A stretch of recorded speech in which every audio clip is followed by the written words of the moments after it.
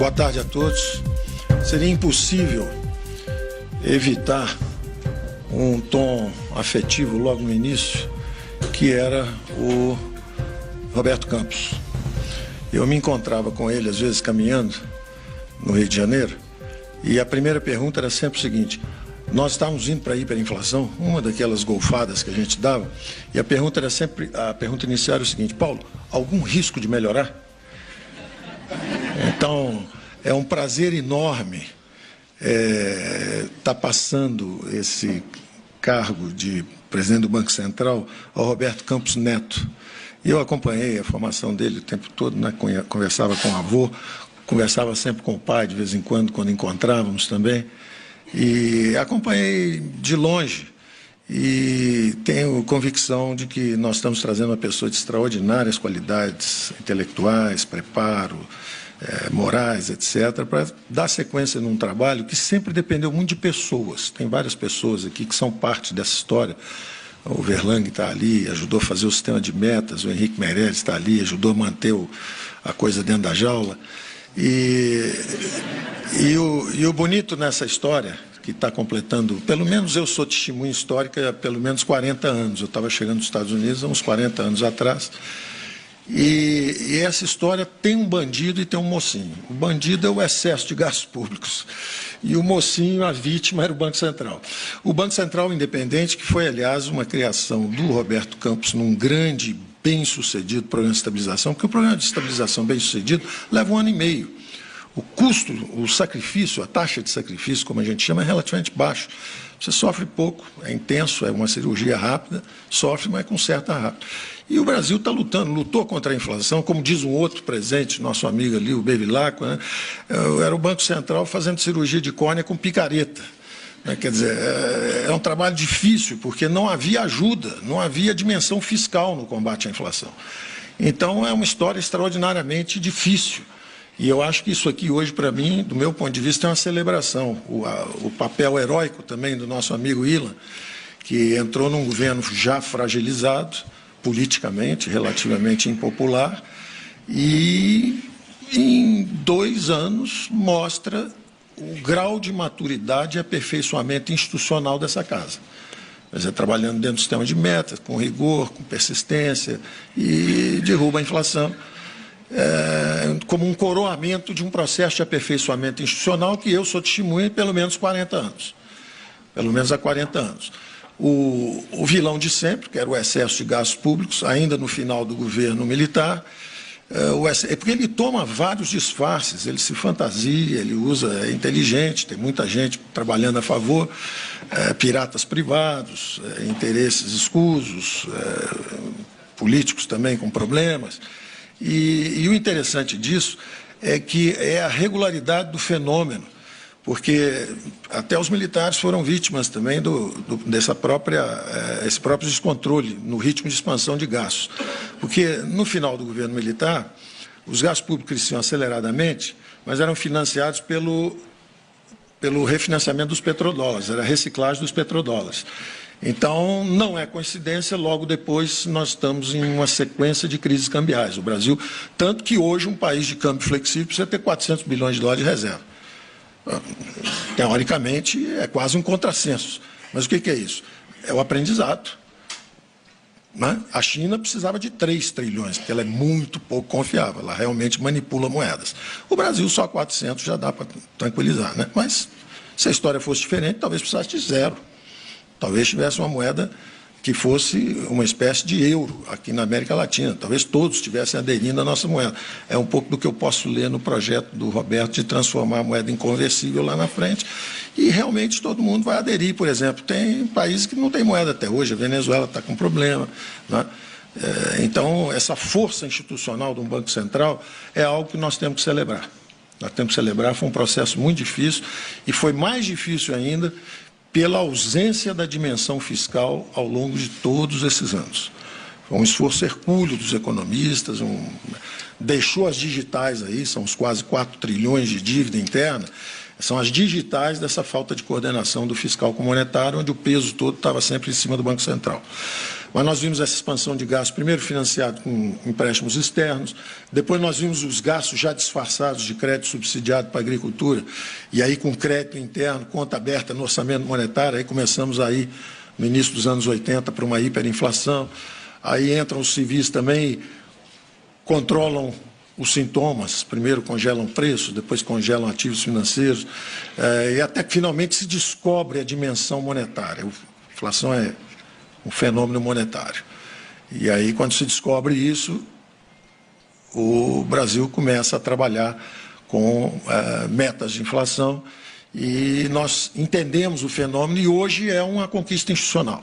O que era no início uma luta isolada de alguns jovens heróis, o Gustavo Franco, quando pegou logo no início da estabilização do real, ainda sem dimensão fiscal, também sem as metas ainda, ele agarrou o touro à unha, rolou com o touro no chão, transferiu renda para o lado errado, mas não faz mal, era parte do combate à inflação. Eu sei porque eu estava do outro lado da cerca. Eu pegava o excesso do dinheiro do lado de lá, porque realmente é uma coisa de doido. Você botar a taxa de juros 60%, 70%, 80%, um americano com o Fed Funds a 0,25 precisaria de 280 anos para ganhar o que o brasileiro ganhava em um ano. Não faz sentido. E sem risco cambial, porque o governo estava comprando reservas.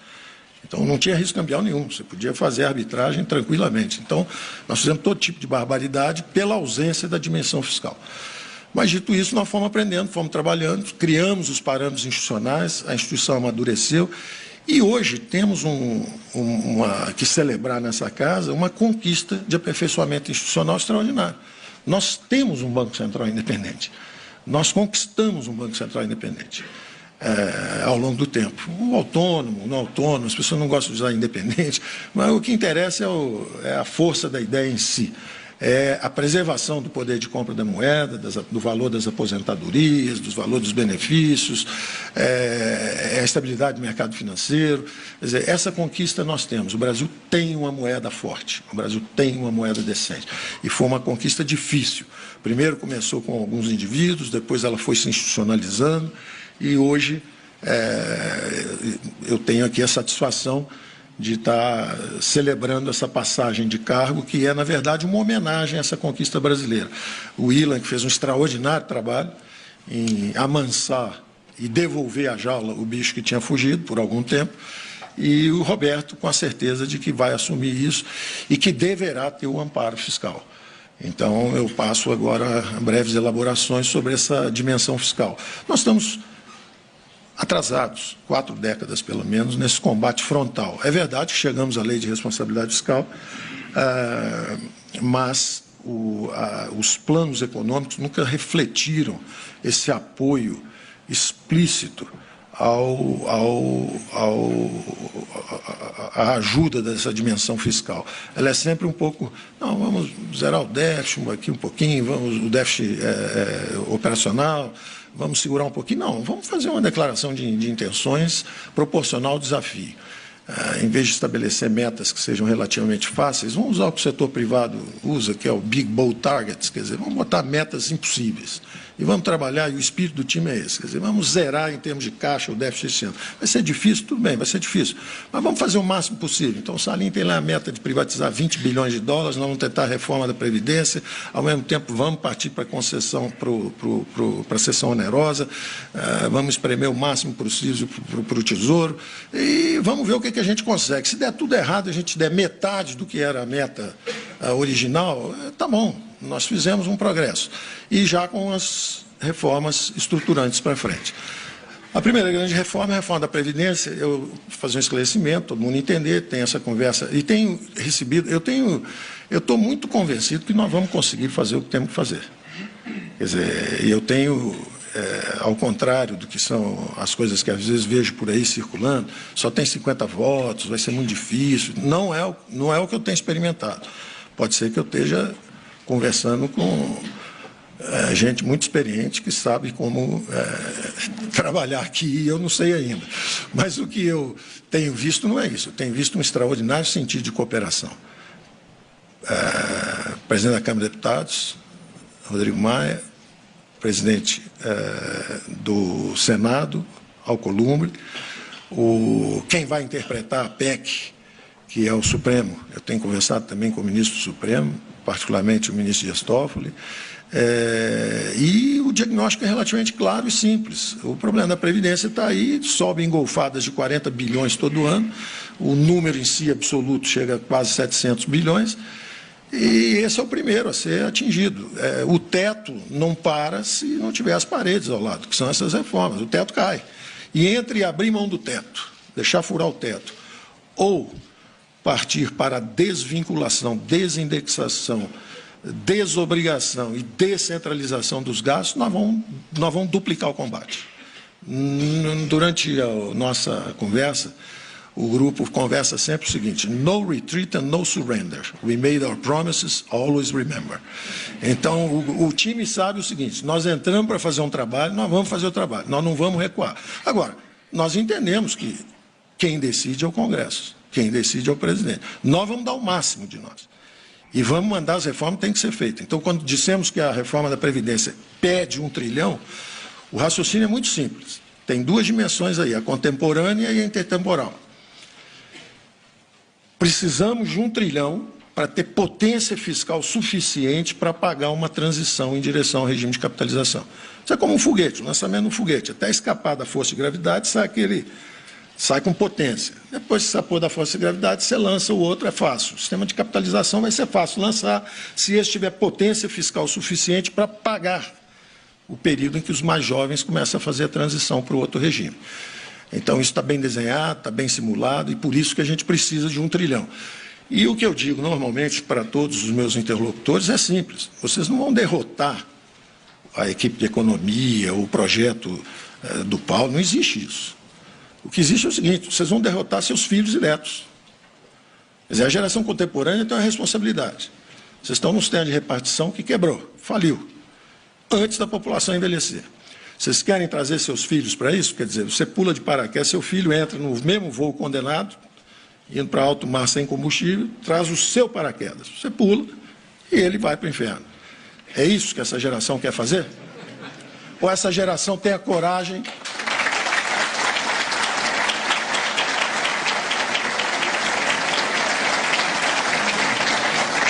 Ou essa geração tem a coragem de pagar o custo de 1 trilhão.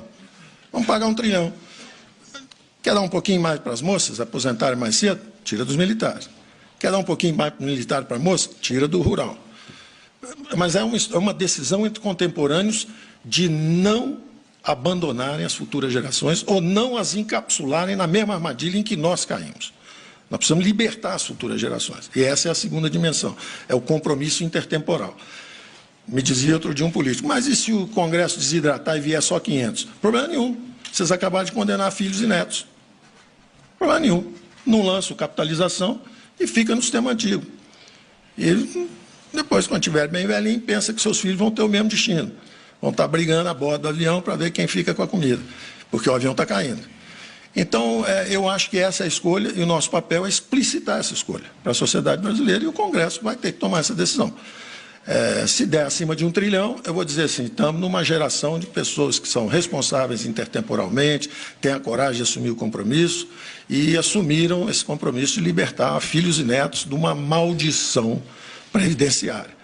Se botarem menos, eu vou dizer assim: eu preciso sair daqui rápido, porque esse pessoal não é confiável, não ajuda nem os filhos. Né? Então, o que será que vão fazer comigo aqui? Certo? Bom, então, eu acho que esse é o primeiro grande desafio, essa reforma previdenciária, e eu acho que nós estamos bem encaminhados. Tenho conversado muito, e aí entra a segunda coisa, que também às vezes fica uma confusão danada: o Pacto Federativo, duas ao mesmo tempo, tal, o que está acontecendo? Não, é simples. Nós temos um programa abrangente. A primeira grande despesa é a Previdência. Nós atacamos com a reforma da Previdência, porque nós queremos manter o teto. Então, nós atacamos com a reforma da Previdência. A segunda grande despesa são os juros da dívida. Por essa descoordenação entre política fiscal e monetária, a dívida entrou em bola de neve, estamos com 4 trilhões, a despesa de juros quase 100 bilhões de dólares ao ano. Nós reconstruímos uma Europa ao ano sem enriquecer. É fascinante, né? Uma Europa foi reconstruída com esse dinheiro, nós não conseguimos sair dessa armadilha de baixo crescimento, mesmo gastando um plano Marshall por ano. Isso mostra a potência, a riqueza do país e, ao mesmo tempo, a inoperância, a ineficácia dos investimentos, como estão mal alocados. porque, como disse o Roberto, os mercados de crédito todos são dominados, são estatizados. Uma meta nossa é desestatizar os mercados de crédito, aumentar a eficiência de alocação e acumular mais recursos quando você migra para um sistema de capitalização. Democratização de poupança, aumento de eficiência, acumulação de capital mais rápida, o ato, inclusive, de educação financeira de jovens, famílias mais pobres, que aos 16, 17 anos vão ter o primeiro emprego e já vão receber sua caderneta de poupança, entre aspas, móvel, com mobilidade, vão aprender a poupar, vão, ao longo do tempo, desenvolvendo essa preferência e com mobilidade, podendo variar de investidores e gestores numa nova indústria previdenciária.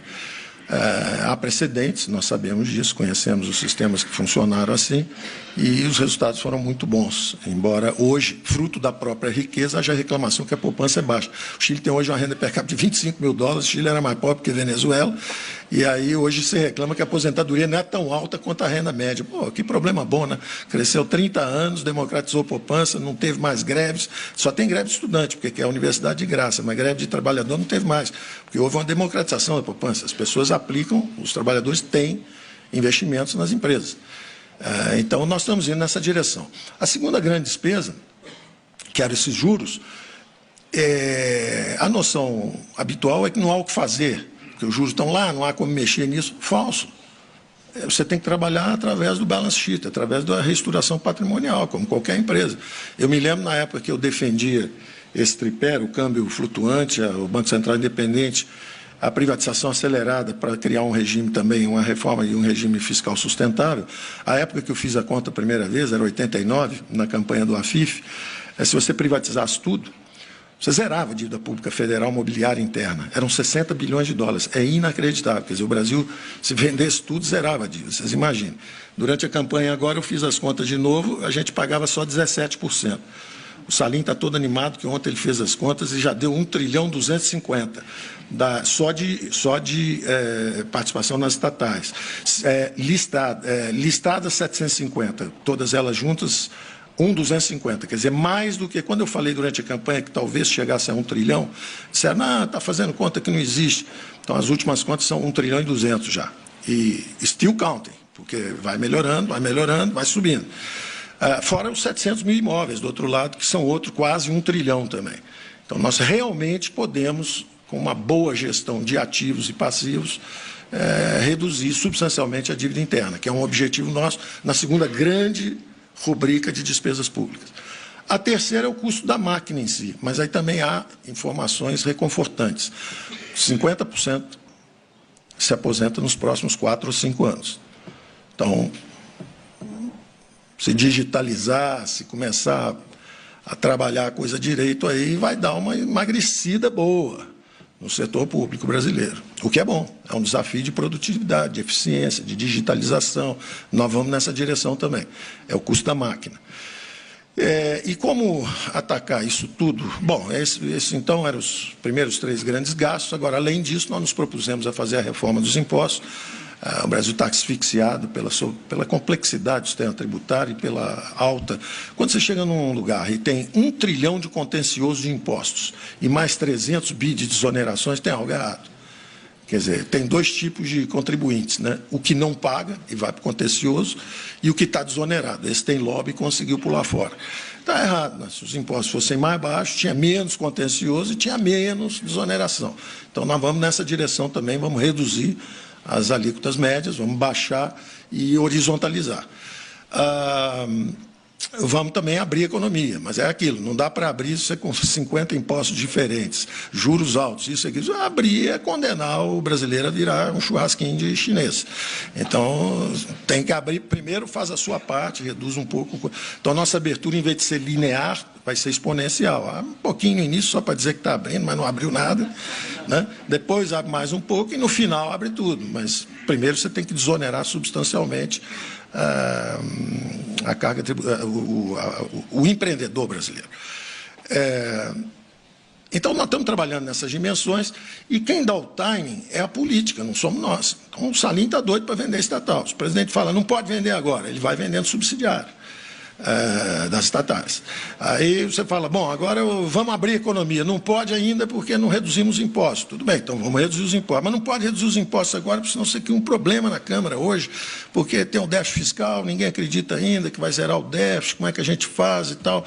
Então, aprova a previdenciária primeiro. Então, primeiro, first things first, manda primeiro a reforma previdenciária. Agora, se também o político achar que é razoável ele ficar um ano fritando no sol com um tema desagradável, não é bom, não é um bom protagonismo. Quem sabe você não dá uma outra coisa para ele aí, chamada Pacto Federativo. Que negócio é esse? Todos os prefeitos estão quebrados, todos os governadores estão quebrados, está todo mundo quebrado. Só que a União tem capacidade de emitir dívida, os outros não. Ora, e isso vem ainda do governo militar, a centralização de recursos, de poderes, tudo lá em cima. Nós, como nos perdemos aí durante o combate à inflação, perdemos muito tempo e criamos custos financeiros exagerados, federalizamos bancos estaduais, etc., acabamos criando contribuições não compartilhadas. Essas contribuições não compartilhadas praticamente jogaram ao mar estados e municípios. E a federação se salvou. Agora está todo mundo quebrado, vem todo mundo. O mau sinal é o seguinte, está todo mundo quebrado. Qual é a grande notícia? Eu acho que eles vão entender o nosso problema agora. Todo mundo está no mesmo barco. Não interessa se eu estou conversando com o governador do Rio Grande do Norte, que é do PT, ou agora há pouco tempo o governador do Piauí, que é do PT também. Todo mundo fala a mesma língua. Estou quebrado. A frase é igual, independente do partido. Todos eles falam a mesma língua. Eu adoraria receber um pouquinho de recurso. Eu falo, nós também, todo mundo. Se aprovar as reformas, tem recurso. Vai ter recurso ali para frente, porque nós queremos descentralizar. Então, é a própria política e a própria pressão da classe política que nos fez empurrar o tema do Pacto Federativo. Então é o seguinte, olha, vamos fazer as reformas juntos, e se fizermos juntos as reformas, nós vamos poder descentralizar. Dali para frente, nós vamos descentralizando. Vamos criar um programa que eu brinco, estou chamando de Plano Mansueto, que ele está sentado lá em cima, que é o balão de oxigênio, só para o cara respirar, ou então ficar com o canudinho, buscando um pouco de ar, enquanto a reforma estrutural não vem. Assim que vier a reforma estrutural, nós começamos a descentralização de recursos. E eu acho que o que interessa é fazer a coisa certa. O Brasil, desde o Plano Cruzado, lá atrás, fez com extrema precisão a coisa errada. Quer dizer, a nossa capacidade de controlar no detalhe a explosão é algo assim, me impressiona bastante, é quase prussiana. Quando nós chegamos aqui, começamos a olhar a capacidade das pessoas que tem aqui em Brasília, extraordinária. Tem técnicos aqui, mas da melhor qualidade possível. Você fala, como é que esse processo pode estar se desvirtuando tanto? Né? Aí você vê, os caras, você pega a SESC, lá está cronometrado, assim, olha, o déficit ano que vem vai ser 12 bilhões, agora vai ser 18, agora o consolidado das estatais, quando a gente olhou lá atrás, agora já reverteu. O próprio governo Temer, no final, fez uma reversão importante. Mas você olhava assim, tinha a projeção perfeita. Se um grampo mexer, está escrito lá, vai mexer o grampo e o buraco está indo para 40. A única coisa que era certa é que o buraco aumenta o tempo inteiro e os gastos aumentam o tempo inteiro. E controlado com Eu nunca vi o caos tão bem monitorado. Né? É no detalhe. Eu prefiro o outro approach. Eu prefiro vagamente fazer a coisa certa do que a coisa errada com muita precisão. Então, a nossa inspiração no time é essa. O time é o seguinte, nós vamos fazer a coisa certa. Pode demorar um pouco, pode doer um pouco, nós vamos insistir, mas vamos fazer a coisa certa. E a coisa certa hoje é relativamente simples. Não é o Brasil todo que está doente. Foi o setor público que quebrou. E quebrou por excesso de gasto. Chegou a quase 45% do PIB. Então, é lá que tem que ser o ajuste. A grande vantagem é que você não precisa cortar, matar, ninguém. Eu, quando era mais novo, eu estava doido para cortar. Agora não, você aprende o seguinte, tem 3% de crescimento aí, 4% de inflação. Se você conseguir segurar os gastos 1 ou 2 anos, 2 anos, não há crise fiscal que dure mais do que 2 anos. Se você fizer a desindexação, desvinculação, desobrigação. E eu dizia isso para alguns políticos e com a aprovação deles, que é o seguinte, olha, a nossa história tem sido uma história de lutar todo ano contra uma crise que dura 10 anos, 15, 20, 30 anos. Vamos fazer o seguinte, desindexa, desvincula, desobriga, faz isso. Vamos ver o que acontece. E vamos para o mecanismo tipo seguinte, teve um acordo político? Teve. Ótimo, teve um acordo político. Não teve. Não precisa nem fazer o shutdown americano que para de pagar tudo. Não precisa parar de pagar. paga o que gastou o ano passado. Se você fizer isso, nenhuma crise dura mais do que 1 ano e meio, porque o PIB cresce, a inflação vem, nominalmente o Brasil incha, e você se obrigou a cumprir o orçamento do ano passado. Quer dizer, vai ter que trabalhar muito para fazer uma crise, vai ter que fazer besteira assim 6 anos seguidos, porque se você distrair 1 ano, e o que eu digo com muita convicção é o seguinte, se não fizer nada, a crise acaba. Tem que trabalhar muito para fazer a crise de novo. Porque está desindexado, está desobrigado, está desvinculado, está tudo parado. Nominalmente o mundo segue. Você só se obriga, você não pode. E por que essa crise é difícil debelar? Porque quem legisla, quem julga e quem opera não sente os efeitos. Como é que o país vai ter meia inflação se você tem o seu salário indexado, você tem a garantia do emprego, tem a estabilidade, tem tudo? Basta o servidor público normal virar um cidadão. Se ele virar um cidadão como os outros, a crise acaba em 1 ano. Porque ele está indo na situação de todo mundo. Qualquer lugar do mundo não tem inflação por uma razão muito simples. Eles falam assim, perdi salário. Se tiver uma inflação 3% na Alemanha, as pessoas perdem salário, perdem aposentadoria. Ninguém perde nada no Brasil. Ninguém não. 8 milhões de pessoas não perdem nada no Brasil. Os outros 200 milhões perdem tudo. Então, basta isso. Nós estamos usando esse princípio de equidade, de redução das desigualdades, de remover privilégios. Há algo mais democrático que isso? Quem seria contra isso? Essa é a pergunta que está no ar. E Brasília vai responder. O Congresso vai responder essa pergunta. Então, nós estamos muito tranquilos. A interlocução tem sido excepcionalmente boa. A classe política reconhece que ela tem que assumir o protagonismo. Quem controla o orçamento? Qualquer lugar do mundo, a classe política é eleita, democracia representativa, ela controla os orçamentos públicos. No Brasil, o cara é eleito, 96% de dinheiro está carimbado, não tem nada para fazer, aí vai fazer besteira. Aí acaba correndo o risco de ser preso, no segundo mandato, terceiro mandato, acaba dando problema ali na frente. Não é muito melhor recuperar o controle sobre os orçamentos públicos e fazer o que tem que ser feito? É isso que tem que ser feito. Não tem sentido. Se perguntar nessa, eu perguntei várias plateias aqui, eu tenho certeza que eu perderia, eu não vou perguntar. Eu pergunto sempre, eu estou com... Quem é o ministro da Fazenda da Alemanha? Silêncio. Quem é o da Suíça? Silêncio. Agora do Brasil todo mundo sabe. Por quê? Não devia saber. Devia ser desimportante. No Brasil todo mundo sabe o nome do... o governador da Califórnia, aquele é o teorofilista, o Schwarzenegger, quem é que é o presidente da República? É o Reagan, artista de televisão. Todo mundo sabe a vida do político. Ninguém sabe quem é o ministro da Fazenda, o secretário de Tesouro, a gente sabe, os especializados sabem. Mas os que não são especialistas não sabem. Porque não é importante. É uma federação funcionando, você sente a presença do Estado, o dinheiro está lá embaixo, 70% está na base, 20% está nos estados e 10% lá em cima, para fazer a internet, frota do Pacífico Sul, uma coisa, mandar um cara à lua de vez em quando.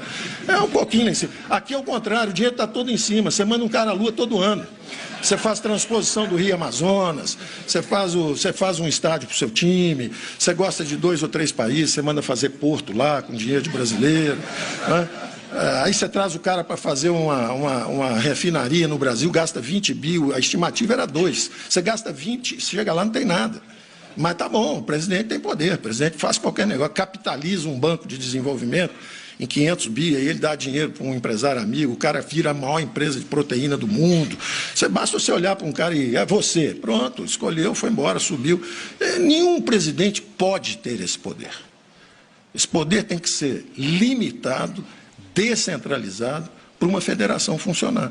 Então, nós temos que devolver esses orçamentos para a classe política e falar, olha, trabalhem por aí, 26 governadores, mais o Distrito Federal, todo mundo correndo atrás de ministro. Que história é essa? Que história é essa? Ministro devia ser pequenininho, ministro é coordenador, ministro da Educação é um coordenador, ele é o secretário executivo da reunião dos secretários estaduais de educação. É isso, melhores práticas, trocando ideia e tal. A classe política vem, o legislativo vem, vota no Congresso o nosso orçamento. É o nosso State of the Union, mais a descentralização, como é que vai ser o dinheiro para estados e municípios. Aí entra o executivo. O executivo é governador, o executivo não é... Tudo isso é deformação nossa, esses organismos que a gente... O Ministério da Cidade... Cuida de quê? Não, cuida de transporte urbano, disso aqui. Eu pensei que fosse o prefeito que cuidasse de transporte urbano. Não, é para criar ali um nicho político, o dinheiro vai para lá, voto lá. Isso são disfunções da atividade política. O executivo são os executivos, é o governador. O governador de Minas Gerais é como se fosse presidente da França, pô, é do mesmo tamanho. Pô. Então, São Paulo é a Alemanha, Rio de Janeiro é a Espanha. O dinheiro tem que ir para lá, o dinheiro tem que ir onde o povo está, é para a base. Nós temos que descentralizar. Vai ser difícil pegar o que está aí, descentralizar um bando de quebrado, está todo mundo quebrado, inclusive a União. Você vai descentralizar o quê? Mas tem coisa vindo por aí, a cavalaria está chegando, tem aí o pré-sal vem aí. Os leilões vão ser um sucesso. Aliás, essa sexta agora tem os 14 aeroportos, vão ser um sucesso. Final do ano tem leilão de petróleo, vai ser um sucesso também. Muito interesse lá de fora em entrar. O Brasil virou uma fronteira de crescimento, porque todo mundo parou. O Brasil está sempre na contramão, quando todo mundo está indo para a clínica de reabilitação, o Brasil está saindo. É assim, tem sido assim, é uma economia de dimensão continental, tem sido assim. Então, mais uma vez, vai ser assim, o mundo parando e a gente começando a andar. Nós fizemos um crowding out aí enorme do sistema, da parte de infraestrutura, né? Porque os militares fizeram justamente infraestrutura, depois saíram, os civis vieram, carimbaram o dinheiro. 30 anos depois, nossa democracia é madura. Não precisa de dinheiro carimbado, a classe política é que tem que decidir. Vou fazer isso, vou fazer aquilo. Estamos tirando a escolha de ninguém. Estão tirando a minha capacidade de gastar em educação? De jeito nenhum. Você pode triplicar o gasto em educação. Estou te dando a liberdade. Se você quiser, se quiser, inclusive, repete. Fala assim, eu prefiro ficar no regime que o meu dinheiro está carimbado. Ok, vai ser atendido. Ou seja, só quem assinar a favor é que muda. Quem quiser fica com dinheiro carimbado. Eu quero ficar carimbado. Fica carimbado. Eu gostaria de mudar. Por favor, entra aqui e vota a favor. Tem que ser assim. A classe política tem que assumir o protagonismo. Tem que parar de vir com o pires na mão, pedir um dinheirinho para ver se pega uma embaixada, uma direção, não sei aonde. Não tem nada disso. Vem aqui, pega o orçamento, trabalha o orçamento o ano inteiro, vota o orçamento. Se não tiver acordo, resolveu a crise fiscal. Não teve acordo? Não. Repete do ano passado. Acabou. 1 ano e meio, acabou a crise fiscal. Então, nós vamos ter que simplificar isso. Eu estou aqui no Banco Central, celebrando a vitória do Banco Central e, ao mesmo tempo, deixando no ar o seguinte: eu gostaria que a reunião do Conselho Fiscal da República fosse mais importante que a do Copom. Eu gostaria que a cada 2 meses tivesse uma reunião, onde está lá o Conselho Fiscal da República. Mansueto é um bom candidato para presidir o Conselho Fiscal da República, logo no início, e senta lá e hoje sai aquela fumacinha, né? O Banco Central decidiu subir 0,25 com viés de alta. Beleza. Eu gostaria de ver um painel, que é o Conselho Fiscal da República, dizendo, olha, está tudo dentro das metas fiscais. A União está indo bem, as estatais estão com esse problema aqui, Minas Gerais saiu da rota, tem um problema lá, vamos conversar sobre aquilo. E a classe política monitora, vota pela execução e monitora governadores, prefeitos, se estão executando. E o dinheiro vai para a base. A função do deputado não é vir aqui arrumar uma boquinha na FUNAI, ou no BNDE, ou no BNH, não é nada disso. A função é descer com o dinheiro para a base. Leva lá, votamos não sei quanto para a base, o dinheiro desce, e você emenda nisso numa política, numa reforma política, com o voto distrital misto, do jeito que você quiser. Mas, realmente, quem é o bom deputado? O cara que veio a Brasília, votou os recursos e levou para a base os recursos. E não o cara que veio aqui e arrumou um negócio qualquer numa estatal para favorecer. Não, não tem nada disso para financiamento da campanha, não tem nada disso. É outro mundo. Nós sabemos que a velha política morreu. Nós não sabemos qual é a nova. Não é um presidente que vai fazer, um indivíduo sozinho. Não é, muito menos um economista pode ter essa pretensão. Nós só podemos esclarecer o conflito por recursos e dizer o que nós esperamos que seria a solução para esse conflito. Agora, quem tem que assumir o protagonismo é a classe política mesmo, tem que dar um passo à frente e falar, entendemos, vamos lá, cria o Conselho Fiscal da República, é o seguinte, a votação é do orçamento mesmo, é isso que nós vamos votar agora, vamos descentralizar assim. Mas hoje você vai tirar o dinheiro do Ministério e tal, para você. Não mexe hoje não, pega o pré-sal. Está calculado entre 500 bilhões e $1 trilhão para os próximos 15 anos. Vamos supor que todo mundo mentiu, são só 400 bilhões de dólares, até abaixo do lower band. Supor que é só 400 bilhões de dólares. Pô, dá um dinheirinho bom, né? Para os próximos 10 anos, acho que dá para dinheiro para Piauí, Paraíba, para todo mundo, dá para todo mundo fazer um futuro diferente. Um futuro diferente. Onde a União entende que aqui em Brasília são quadros de qualidade, de excelência, como é o Banco Central. É pouca gente, bem paga, em vez de uma opção de gente mal paga. Pouca gente bem paga, não sei se está bem pago aqui, bem paga. Tribunal, mesma coisa, Tribunal de Contas da União. Logo que eu cheguei aqui, um ministro me pergunta, o que você acha? Nós aumentamos 16%. Eu falei, você está perguntando como ministro Bolsonaro ou como pessoa física? Pessoa física. Pessoa física, eu acho isso um traje, isso é um absurdo. Como é que você dá um aumento desse, num momento que todo mundo está apertado? Como é que pode um negócio desse? Como ministro? Nada a dizer. Acho até que recebem pouco. Pensando bem, um ministro da Suprema Corte ganhar, depois do aumento, R$36 mil, líquido de imposto dá 20 e poucos, é muito pouco. Agora, se tivesse, de repente, menos entourage, aquele negócio todo, quem sabe todo mundo ganhar mais um pouco. Era um centro de excelência, que é como deve ser o Estado. Aqui é o centro de excelência, aqui é o centro de excelência, são os melhores, são os mais votados, são os mais técnicos, aqui pensa-se o Brasil. Mas a execução do Brasil é descentralizada, é lá embaixo. Você pensa aqui, mas quem executa é lá embaixo. Então, esse é o desafio que está à nossa frente. Eu tenho tido muita colaboração, eu não tive nenhuma conversa que eu considere desagradável ou não republicana. Nenhuma. Não teve ninguém que chegou e... não é. É conversa sempre, pô, mas como é que a gente pode ajudar? Está aqui o senador Bezerra, como é que podemos ajudar? Mas nós podemos acelerar isso. Como é que vamos fazer isso? Quer ir lá dar um depoimento? Não quer? Espera um pouco. Quem vai fazer o timing dessas medidas? A classe política. Nós só temos aqui uma receita e vamos aplicando o que não precisa de legislação. O que precisar de legislação, o Pacto Federativo vai ser agora. Ora, essa é uma ferramenta. Se prometer descentralizar recursos para estados e municípios, que é, na verdade, a tangibilização de uma república federativa, se isso é uma ferramenta para acelerar a Previdência, onde vocês vão cortar despesas, vão ver recursos disponíveis chegando ali na frente, inclusive onde o Plano Mansueto dá um balão de oxigênio para você respirar enquanto as reformas vêm, vamos carregar os dois. Prestigiamos a Câmara com a reforma da Previdência, prestigiamos o Senado com o Pacto Federativo e transita os dois ao mesmo tempo. Não, politicamente isso atrapalha, porque senão começa... Ok, tira, guarda no bolso, quando vocês quiserem, vocês usam. Mas essa é uma agenda positiva. Então, nós temos essa agenda positiva e eu terminaria só dizendo o seguinte, aqui é uma celebração particular de uma instituição com um desempenho histórico, bonito, uma conquista nossa, que começou com heróis individuais e agora está virando um legado institucional. Só que esse avanço está ocorrendo em várias dimensões, ao contrário do pessimismo que existe e as paixões da eleição levaram uma imagem muito ruim nossa lá para fora, porque muita paixão na eleição. O que aconteceu é que o nosso quadro democrático está se revelando extraordinariamente robusto. Nós fomos para 2 hiperinflações votando a cada 2 anos, nós aprendemos da forma mais difícil que a política monetária era importante, primeiro sem um apoio fiscal tão forte, com juros muito altos, agora aprendemos que a parte fiscal é importante, aí fomos para a lei de responsabilidade. A conquista institucional era tão forte que na hora que um presidente da República transgrediu, perdeu o mandato pela lei de responsabilidade fiscal, quer dizer, isso é uma conquista extraordinária, isso é uma conquista extraordinária. Eu vejo poderes independentes, primeiro, um legislativo que fez o impeachment à direita, fez o impeachment à esquerda, o executivo pensou em comprar a influência parlamentar, despertou o judiciário, está virando uma coisa impessoal.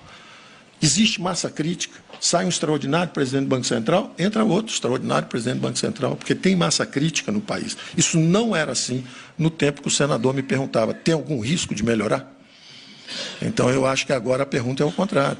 Tem algum risco de piorar? Porque está melhorando. Institucionalmente, o Brasil está melhorando.